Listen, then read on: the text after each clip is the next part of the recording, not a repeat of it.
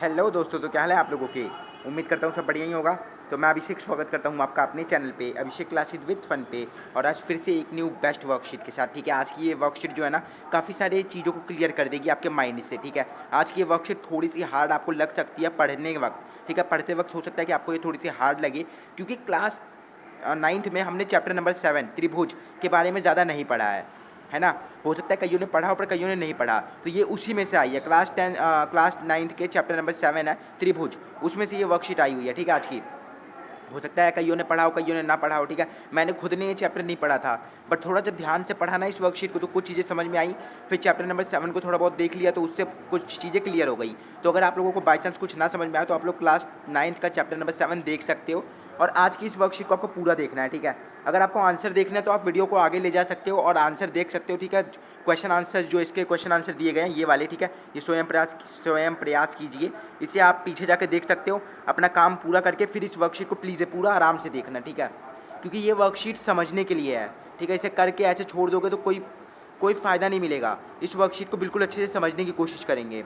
ठीक है, तो नाम, कक्षा, रोल नंबर, विषय, कक्षा अध्यापक का नाम डालना मत भूलना। तो आप पहले हम देखेंगे सर्वांग क्षमता।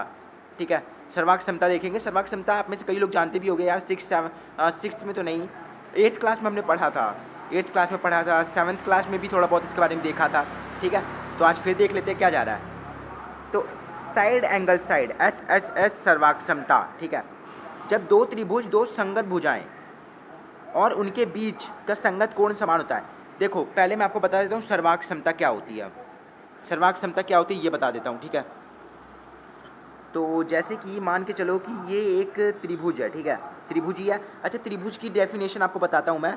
त्रिभुज 3 रेखाखंडों से बनी हुई बंद वक्र आकृति है। ठीक है, त्रिभुज बंद 3 रेखाखंडों की बंद वक्र आकृति है। ठीक है, तो आपने जान लिया। अब देखो यहाँ पर मैंने 2 त्रिभुज बनाए हैं। ठीक है, 2 त्रिभुज बनाए हैं। अब थोड़ा गलत बन रहा होगा, हाथ से बना रहा हूँ। ठीक है, तो जब मैं इस वाले त्रिभुज को इसके ऊपर रख दूंगा ना तो ये त्रिभुज इसको पूरी तरीके से ढक लेगा। ठीक है, ढक लेगा। अब इसका मतलब मुझे क्या पता चल रहा है कि ये त्रिभुज इसकी कॉपी है। ठीक है, या फिर ये मैं कहूँ कि ये त्रिभुज इसकी कॉपी है। अब दोनों ऐसी कॉपी हैं कि बता पाना मुश्किल है कि कौन किसकी कॉपी है ना।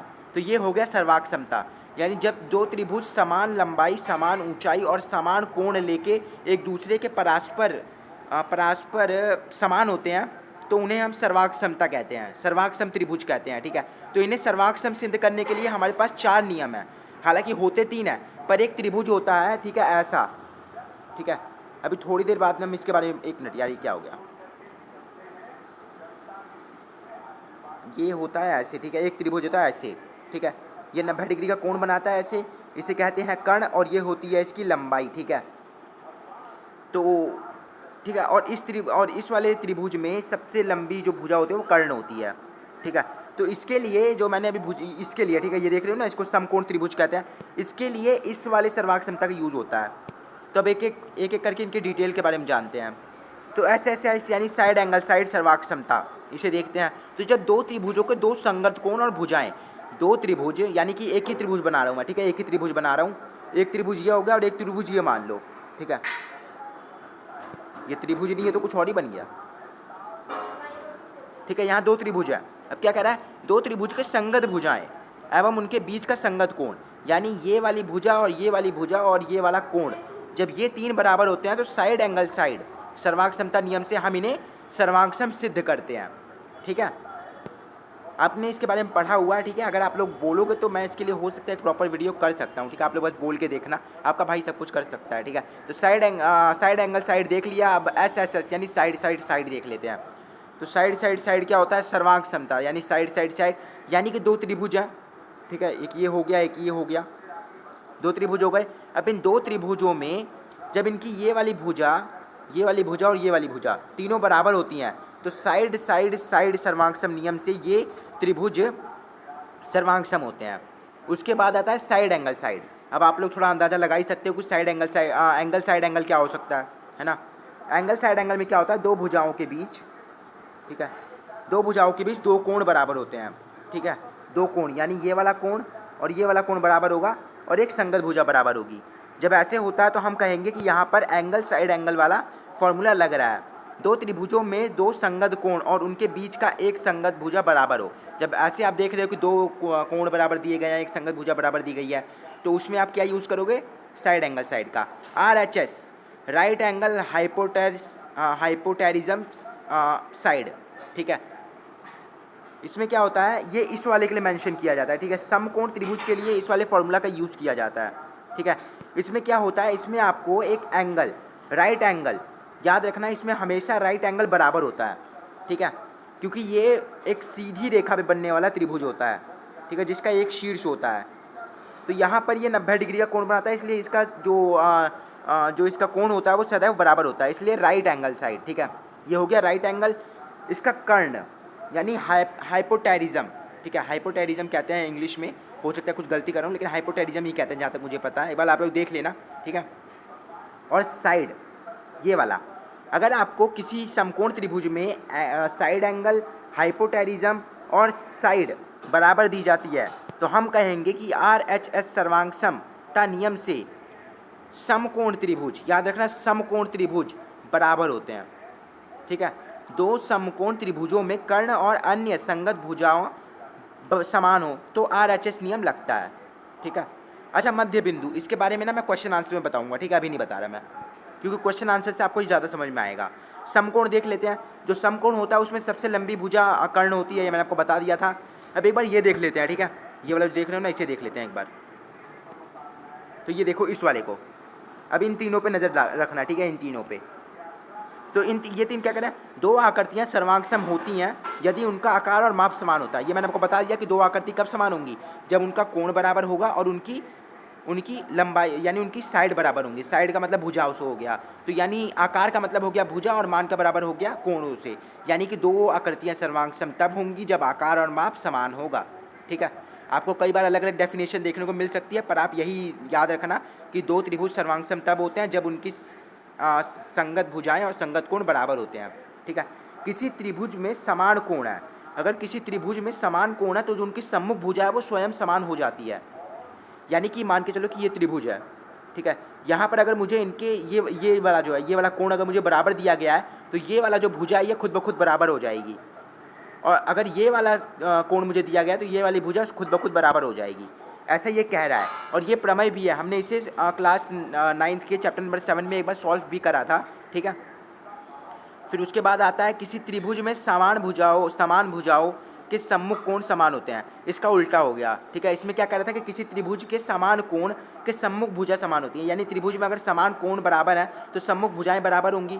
इसमें कह रहा है कि अगर समान भुजाएं हैं तो सम्मुख कोण खुद ब खुद बराबर हो जाएंगी, ठीक है, उसका उल्टा हो गया बस।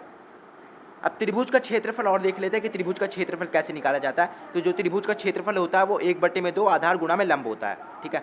लंब ये रहा, आधार ये रहा, और 1/2 यानी इसका आधा, ठीक है। इस तरीके से त्रिभुज का जो क्षेत्रफल है वो निकलता है। तो लगभग हमने हर चीज़ देख ली है। अब देखते हैं इसके क्वेश्चन आंसर्स को। तो लगभग 9 मिनट तक में हमने इस वर्कशीट के जो बेसिक था उसे क्लियर कर दिया, ठीक है। बाई चांस अगर कुछ ना समझ में आया तो मुझे कमेंट करके बता सकते हो, ठीक है। मैं उसके लिए हो सकता है कि अलग से वीडियो प्रिपेयर कर दूं, क्योंकि ये थोड़ा इंपॉर्टेंट हो जाता है, ठीक है। क्योंकि त्रिभुजों के गुण के बारे में आपको पूरी तरीके से पता होना बहुत ही ज़्यादा ज़रूरी होता है। कैमरा इतना ही हो सकता है, ठीक है। चलो ठीक है, करते हैं आज की वर्कशीट को शुरू। मेन यही है, स्वयं प्रयास कीजिए। काफ़ी बच्चों को काफ़ी मेरे भाइयों को वेट था, ठीक है। तो शुरू करते हैं। तो प्रश्न नंबर 1 हो गया, सर्वांगसम आकृतियाँ समान आकार और आकृति की होती हैं। अभी तो जस्ट बात करी थी यार।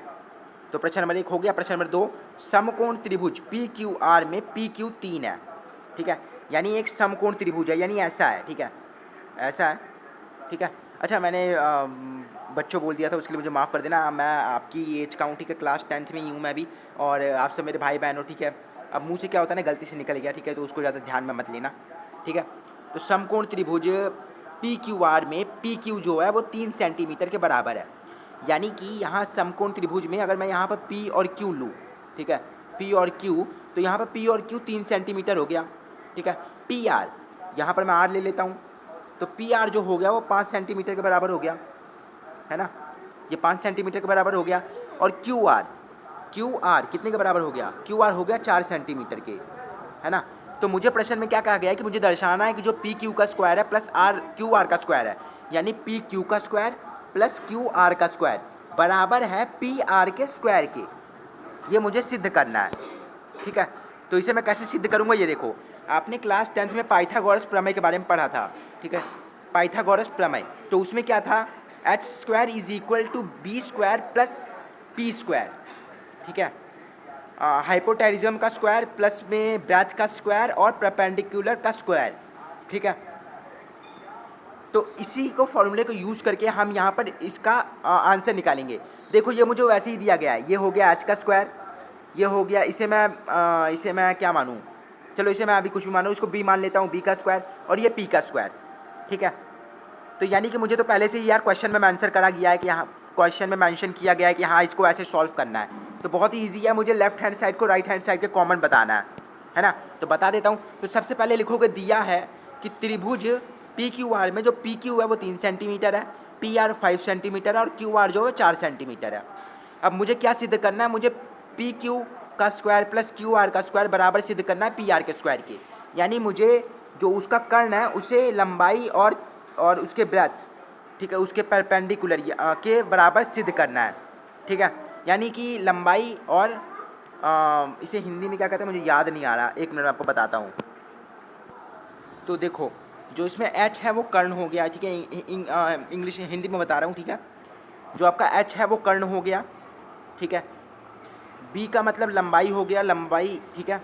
और पी का मतलब आप लोग ऊंचाई से ले सकते हो, ठीक है, या आधार से ले लो, ठीक है, आधार हो सकता है।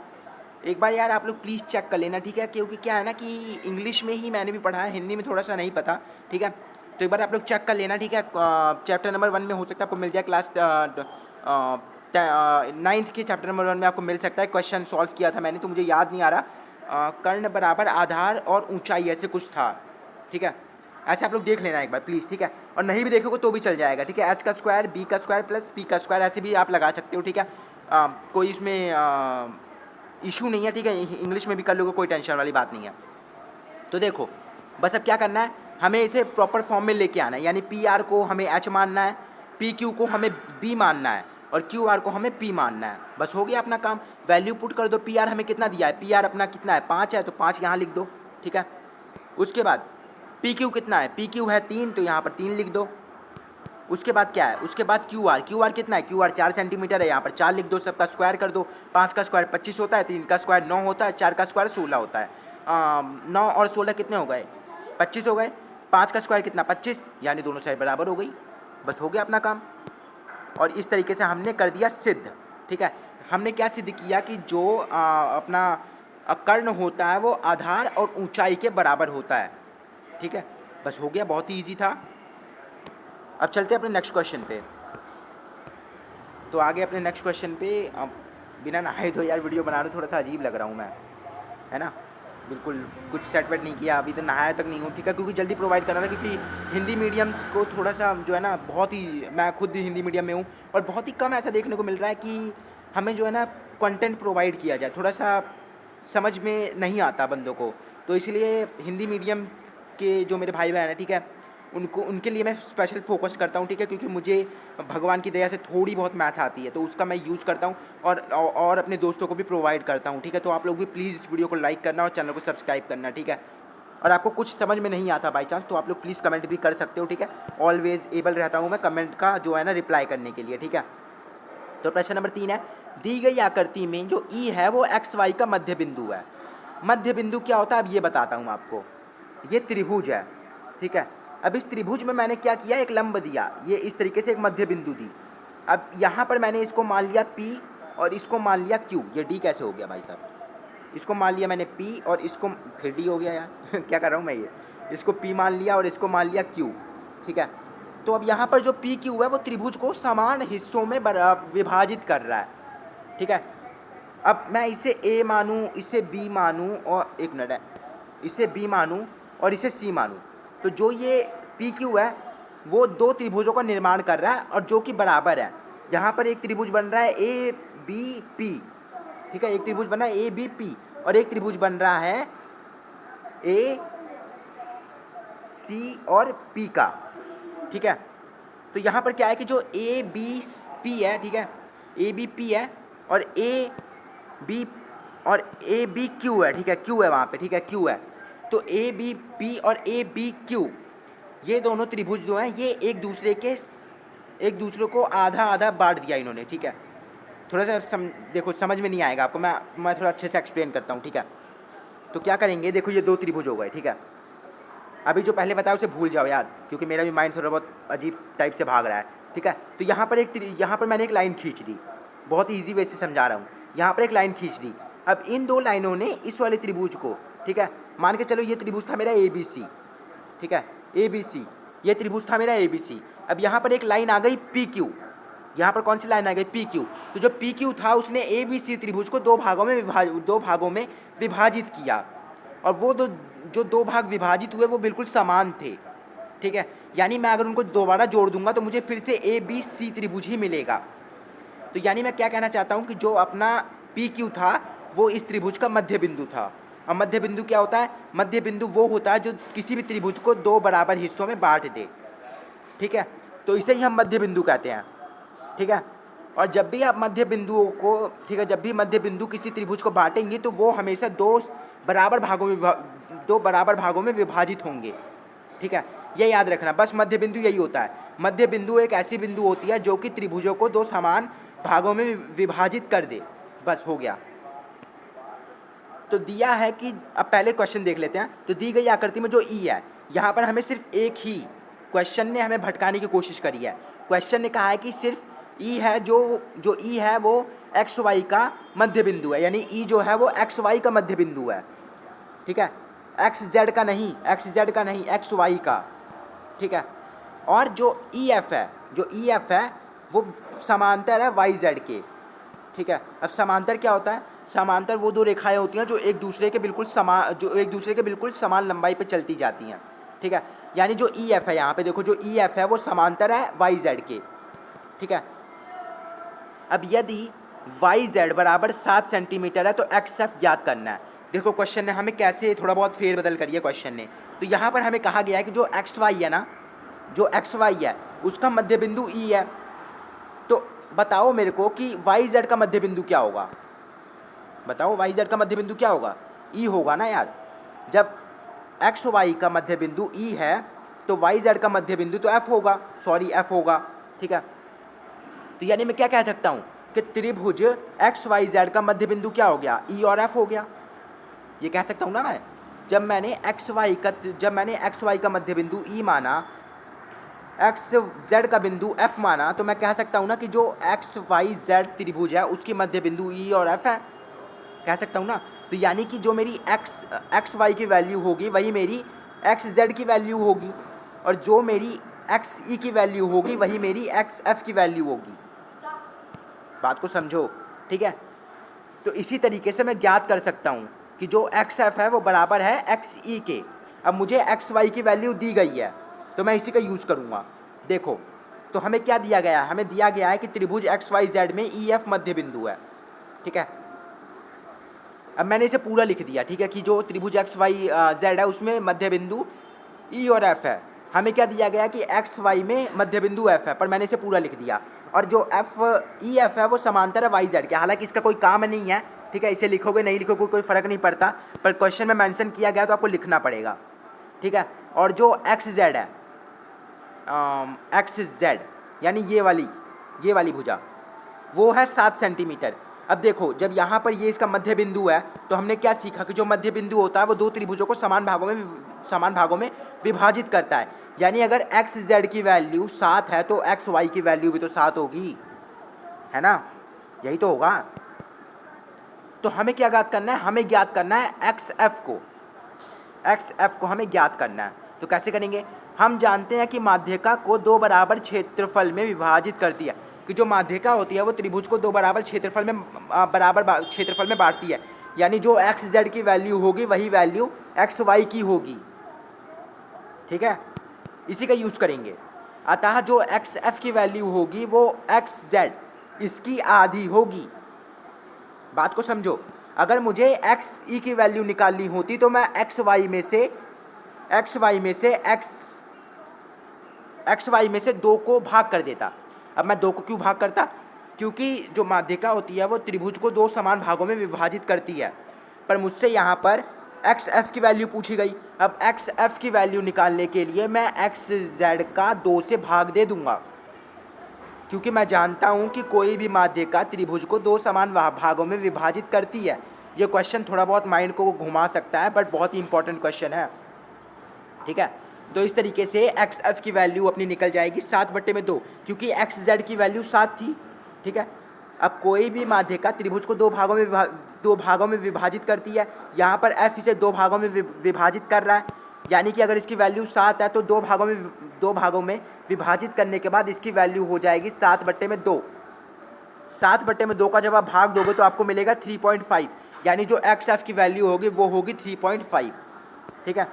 इस तरीके से आपका ये क्वेश्चन हो गया सॉल्व। अब चलते हैं अपने नेक्स्ट क्वेश्चन पे। तो इसी तरीके से अब ये वाला क्वेश्चन है, ठीक है। इसे आप लोग खुद ब खुद कर लो यार, क्योंकि देखो इसके बारे में डेफिनेशन में काफ़ी बार बता चुका हूँ, और इसीलिए मैंने पहले वाले क्वेश्चन पे ज़्यादा जो है ना ध्यान दिया था। पहले वाला क्वेश्चन क्या था कि उसमें समझने की बात थी, ठीक है। तो इस तरीके से आपकी आज की वर्कशीट हो जाती है कंप्लीट, ठीक है। कर देना वीडियो को लाइक प्लीज़, और कर देना चैनल को सब्सक्राइब, बेल आइकन को दबा देना ताकि नोटिफिकेशन मिलती रहे। और थैंक यू सो मच, अपने 150 सब्सक्राइबर्स पूरे हो चुके हैं, अपनी 150 की फैमिली पूरी हो चुकी है। तो थैंक यू सो मच, मिलते हैं आपसे नेक्स्ट वीडियो में। तब तक के लिए आप स्वस्थ रहो, मस्त रहो, और मेरे चैनल पर आने के लिए व्यस्त बिल्कुल मत रहना। Thanks for watching.